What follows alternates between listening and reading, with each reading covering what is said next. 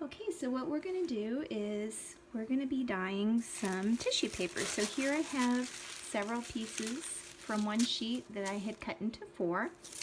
And I'm just going to be using a fourth of a sheet because the whole sheet is really big and it gets a little out of control and messier. I've covered my counter with some plastic. I taped it down, just a little bit of tape, whatever you had around. And this plastic, this is just a grocery bag that I cut open and taped down. So that should protect your surface wherever you're doing this. And I've got four little dishes, one for each of my colors, just to kind of let my drips go into there. And here's the plain white paper that we're going to be using. So I'm going to show you what this is based on. So this is an example of what is traditionally known as shibori. And shibori is a kind of fabric dyeing that comes originally from Japan. It's a traditional method of dyeing that is kind of the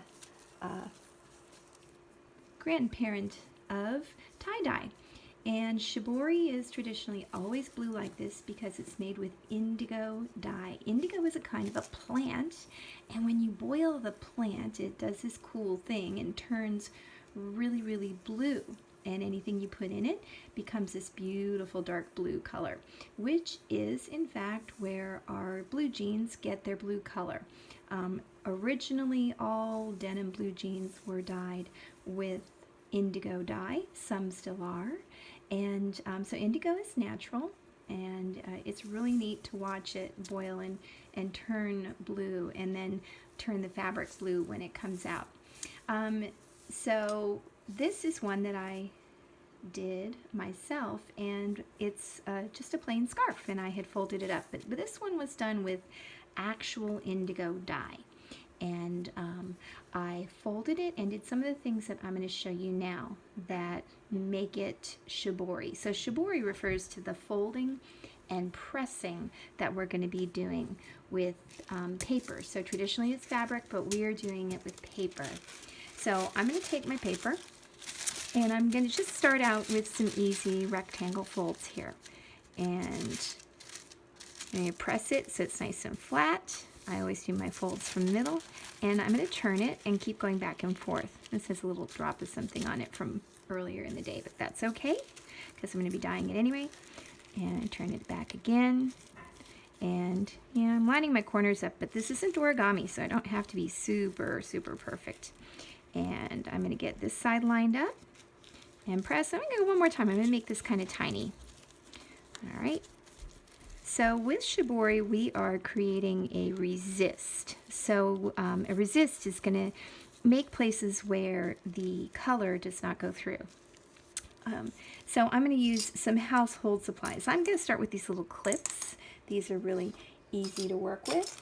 And we can also try all kinds of things. So whatever you have around the house after you've done one or so, you can try some other methods. I'll be showing you later on some string, and we'll give rubber band a try. I haven't tried that one yet. We'll see if that works. We are working with thin paper. We don't want to add any water. Do not add water. Your paper will start to tear.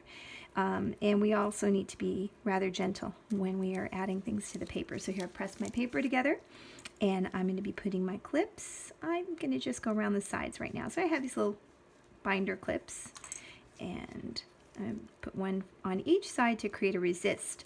So the resist is going to block out some spaces on this paper where our dye will not go.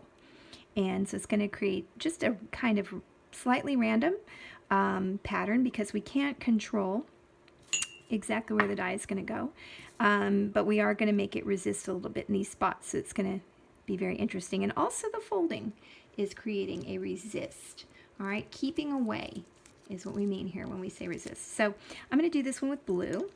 And this is just regular food coloring that you would use to decorate cookies or any other kind of food thing. And it comes with our primary colors, red, yellow, and blue. And I don't know why. I need to research the answer to this, but it always also comes with secondary color green. I don't know why green and not the other secondaries.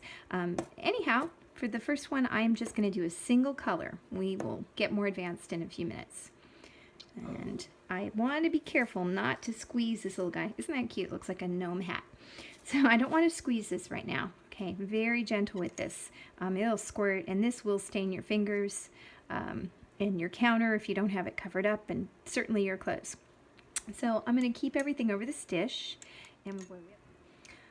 Okay, so I have started dyeing my tissue paper. I folded it, and I've got my clips on. And I'm just going to stay over my dish, squeeze and touch, and watch it spread. We call that bleeding when ink or paint spreads like that. And I'm going to get it on all these corners. I'm not trying to go up underneath the clips. I just want to touch these white areas in between. And I'm going to leave that one alone. Let's see if that fills in on its own. I'm going to flip it over. Oh, the other side is all white. And you can see it wants to come around the edge a little there, but maybe not in the middle there. So we're going to do this side. I see that this one is a little bit scrunched, so let's fix that before we go on. And we're going to go on and do the same thing we did to the first side. Just touch and squeeze. Let's get a little closer to that dish so I don't end up with it on my clothes. You either. Okay. Now, want to let that sit for a while, okay? You're going to set that aside. You can rest it here on your plastic. All right. Just get it out of the way, or I could even just set it in that dish since I don't have any real mess in there, and just let that dry. So I'm going to show you, because I've done one just like it, what I end up with. Okay, and this one is not completely dry, but it has soaked in as much as it's going to, so I can peek in here and I see that there's some white, which I want. I don't want it to just be solid blue. That wouldn't be so interesting. And I'm going to pull my clips off, and you can see these little spots where it has resisted, where the clip has resisted the dye. And there's a fun little shape that it's made here. So the interesting thing that we're going to see is a pattern emerge when we unfold it. So these look just like kind of random little splotches, and the other side's slightly different. But as we open it up, a pattern will appear. And remember that a pattern is when something repeats. Ooh, that kind of looks like a face. And it's going to go over and over. Now this one's a little damp, so my fingers are probably going to end up a little bit blue. This does wash off. It takes a little while to get it off your skin if you want to avoid that. One thing that's helpful, you could have gloves on if you have some gloves around and can spare them. Or something that helps before you do anything real inky. Look at that cool pattern. Looks like windows on a building. And I'm going to unfold it again. I'm being very careful because tissue paper is very thin. So be careful if it rips. Don't fret. Just make some more.